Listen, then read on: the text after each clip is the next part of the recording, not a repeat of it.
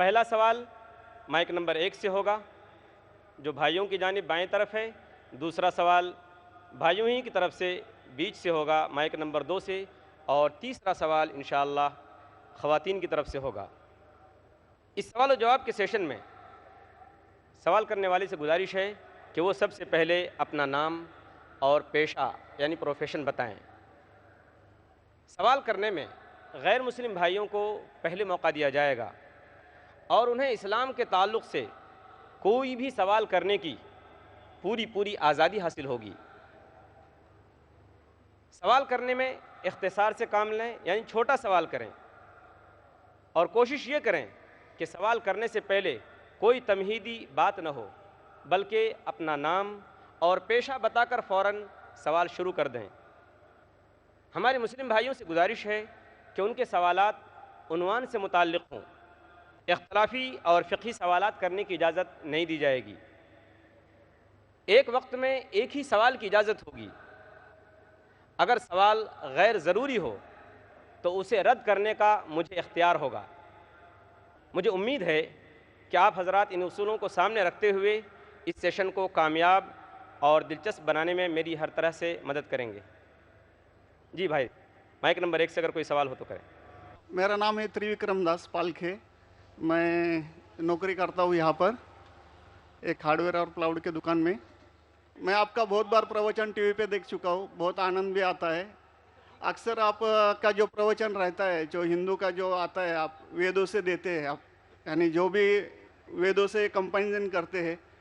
लेकिन हमारा जो वेद है वो अक्सर जो है वो स्वर्ग यानी जन्नत तक ज़्यादा करके ये करते हैं। लेकिन उसके आगे अगर हिंदू में अगर हम लोग जाएंगे, अगर सही में हिंदू भी नहीं बोलते, हम सनातन धर्म कहते हैं। जैसे आपने अभी व्याख्या किया था, नदी के पार के हिंदू उसको कहा जाता है। तो हम तो सनातन धर्म से है। तो सनातन धर्म में हमारा जो आता है वो भगवत गीता, जैसे आपके अंदर जो ये है, जैसा बाइबल का आपने इस्लाम का ये है, कुरान है, तो इसी तरह हमारा भगवत गीता है। और जो भगवान के बारे में जानना है यानी अल्लाह के बारे में जानना है तो अगर हमारा है तो भागवतम है।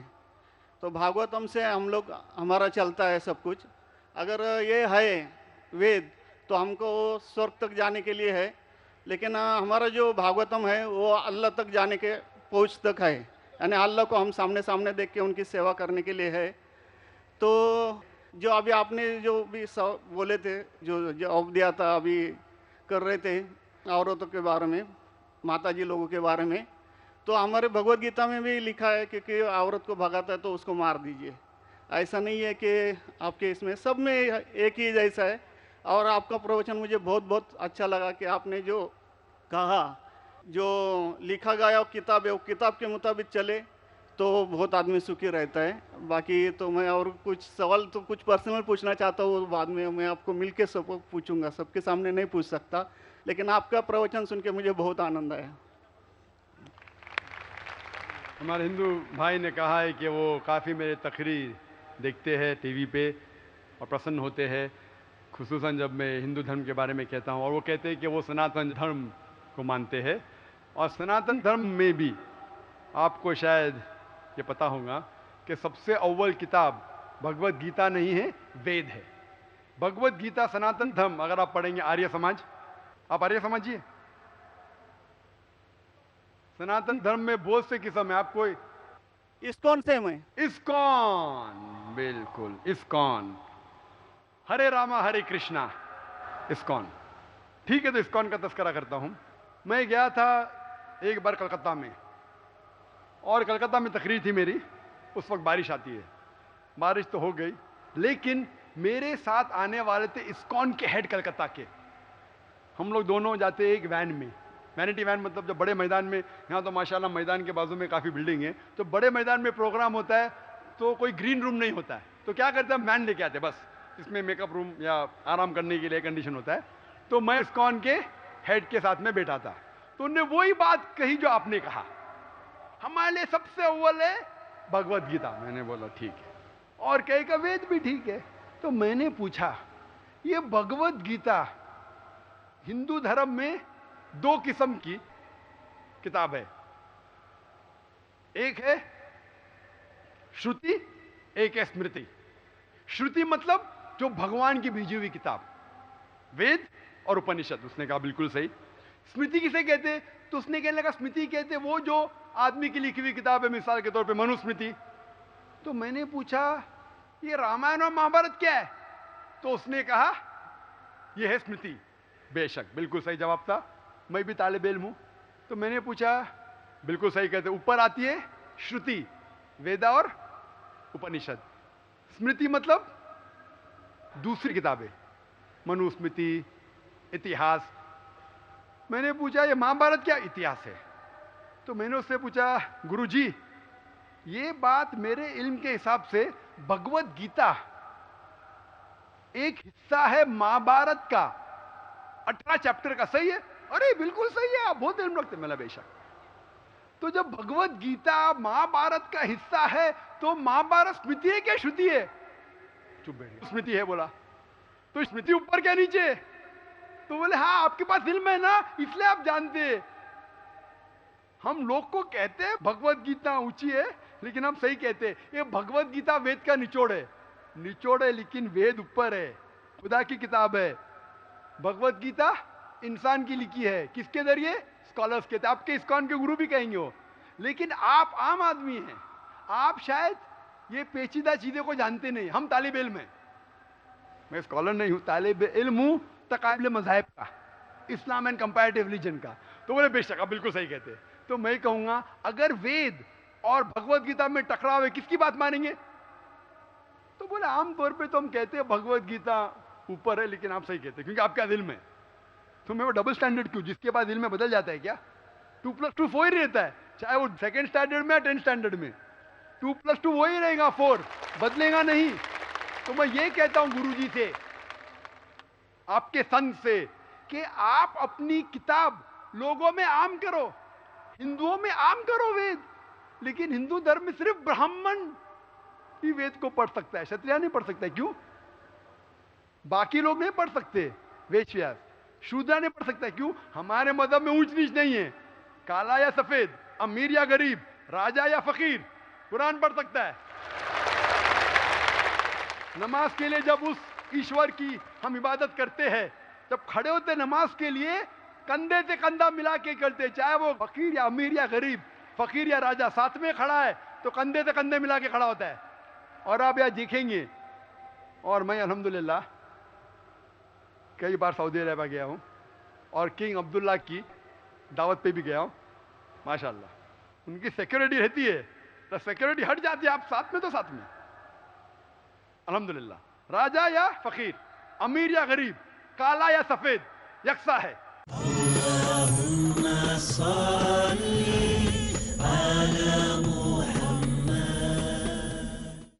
कुरान की आयात को रसूल की हर बात को मोमिन ही समझता है ज़कात के अहकामात को।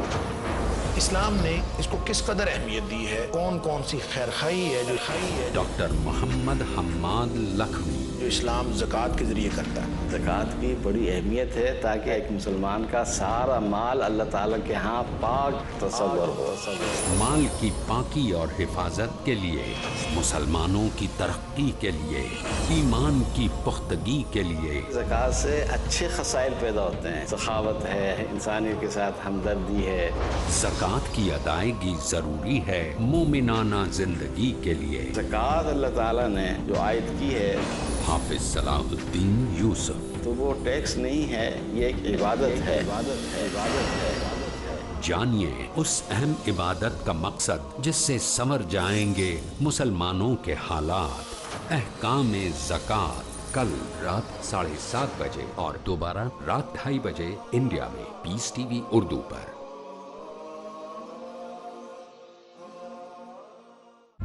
Fridays provide. In Britain, we are facing one big problem, that are you Muslim or British? The space to talk. In India, back home, they ask, are you a Muslim first or Indian first? And we Muslims should know how to reply, how to turn the tables over. The place to knock. Why Trinity cannot be regarded in that sense, Father, Son and Holy Spirit? the opportunity to ask. But even if we agree that what the Christians say, that he was crucified, so if Jesus Christ, peace be upon him, died for 3 days, who controlled the world? That means even God died?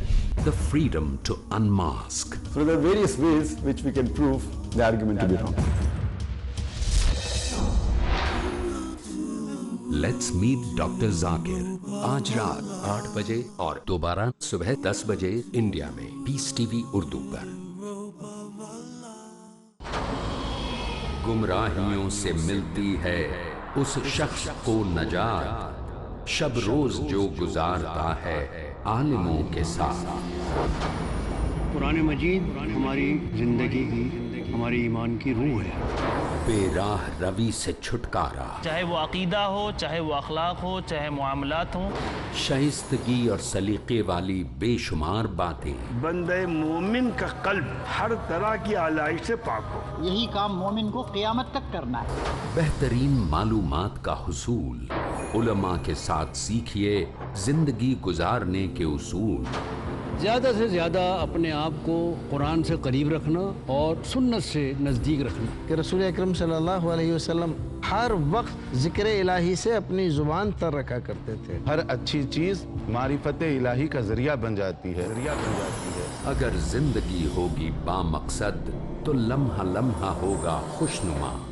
महफिले उलमा आज शाम 6 बजे और दोबारा रात 12:30 बजे India में piece TV Urdu पर।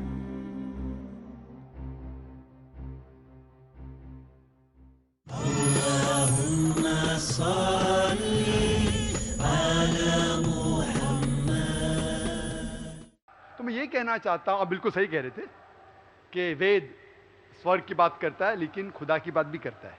भगवत गीता में भी स्वर्ग की बात लिखा है, खुदा का भी लिखा है। आप बोले अल्लाह के करीब आने के लिए भगवत गीता सही है, बराबर। मैं ये नहीं कह रहा हूँ कि वेदों में नहीं कहा, वेदों में बहुत आखिरी में आता है, लेकिन जो भगवत गीता जो है वो डायरेक्ट भगवान हुआ है, यानी अल्लाह ने कहा हुआ है, ऐसा है। तो इसके लिए अभी वेद तो संस्कृत में है, वो पढ़ नहीं सकते, लेकिन जो भगवत गीता है वो बहुत सारी इसमें ट्रांसलेशन हो गई है। और जो भगवत गीता है बहुत सारे आदमी ने यानी लिखी हुई है, करीबन 200-300 लोगों ने लिखी है अपने अपने हिसाब से। हाँ, बिल्कुल सही कहा। लेकिन इस्कॉन का जो गीता है भगवत गीता वो गुरु परंपरा में है, वो भी आदमी है, एज इट इज लिखा हुआ है। यानी वो परंपरा में अगर गया तो कृष्ण तक गया, यानी जिसने जो कहा है वो एज इट इज है, इसके लिए उसका लिखा हुआ as it is Bhagavad Gita. आपके स्वामी प्रभुपदा, बराबर। यस, बराबर हुआ। स्वामी प्रभुपदा। प्रभुपदा इंसानी थे ना? हाँ, इंसानी थे ना, मैं किधर ना बोल रहा हूँ। ये हमारा कुरान जो है ना डायरेक्ट अल्लाह की तरफ से ना मोहम्मद सल्लल्लाहु अलैहि वसल्लम ने लिखा है। हम लोग ने ये कुरान जो है डायरेक्ट अल्लाह की नाज़िल यूं बहू। इसलिए जितने भी दिगर मज़ाहिब की किताब है जैसे वक्त जाने लगे बदलते गए।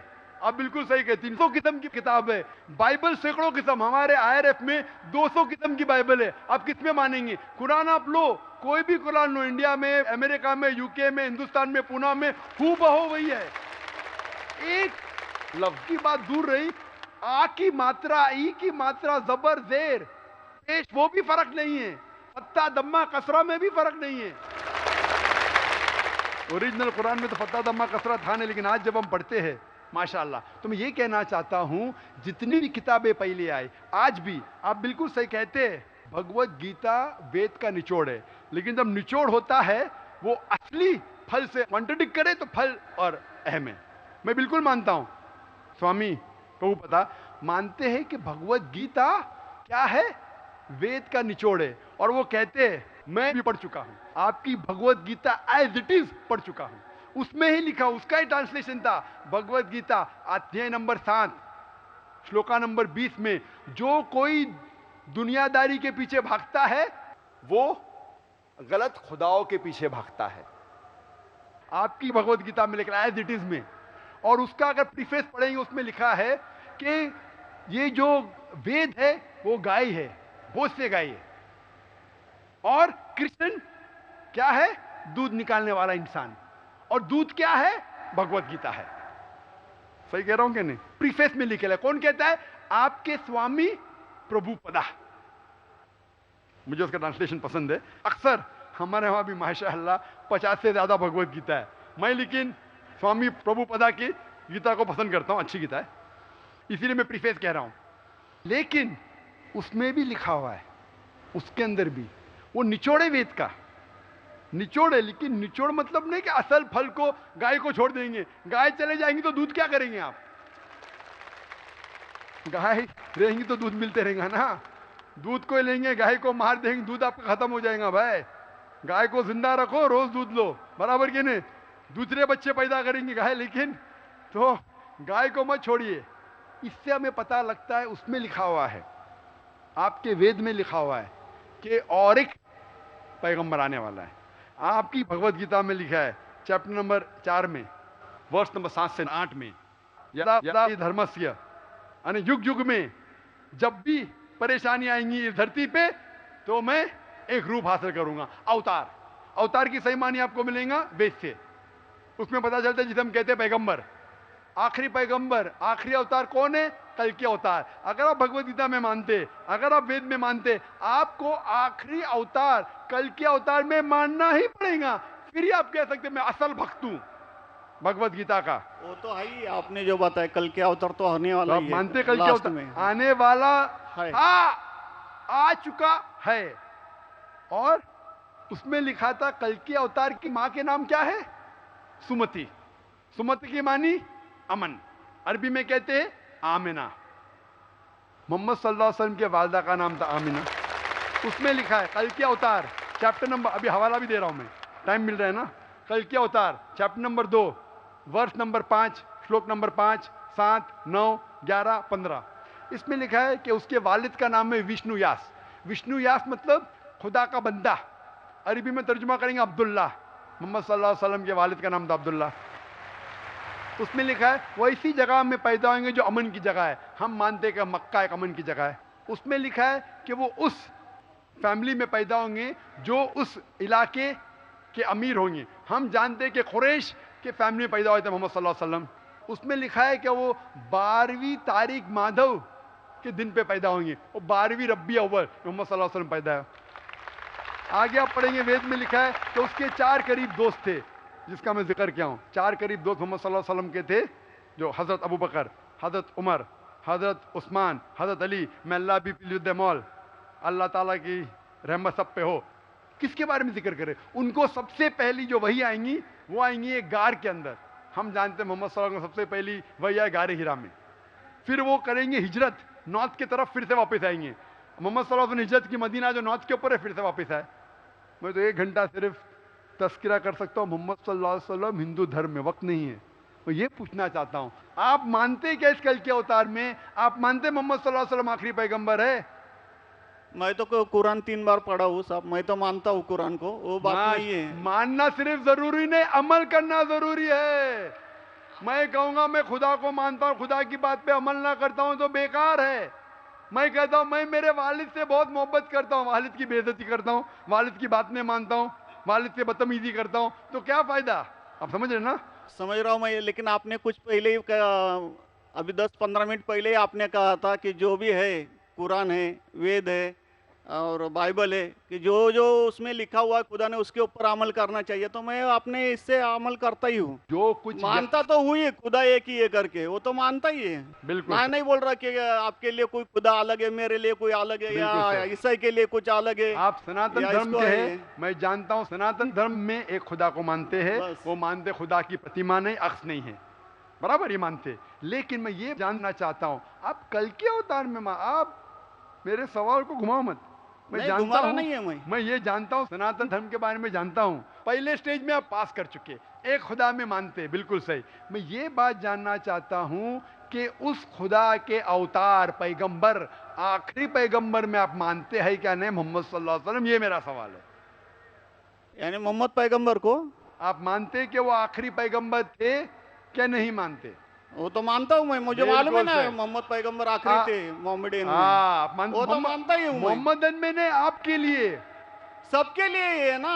बिल्कुल सही। तो कोई धर्म, कोई एक मजहब का थोड़ी रहता है गुरु, तो सबके रहता है। वो एक मजहब का थोड़ी गुरु रहता है कि वो एक मजहब के लिए, वो सब मजहब के लिए गुरु रहता है। तो मानता ही मैं उसको। बिल्कुल सही। लेकिन ये कहना कि सब मजहब यकसा है हूबहू, ये सही नहीं। यकसानियत है, इसीलिए मैंने कहा यकसानियत पे अमल करो। आप बोलेंगे मैं सब हिंदू चीज पे अमल करूंगा, कई हिंदू जाते बुत परस्ती करने के लिए, आप नहीं करते, अच्छी बात है अल्हम्दुलिल्लाह, इसीलिए मैं आपको कॉन्ग्रेचुलेट करता हूं।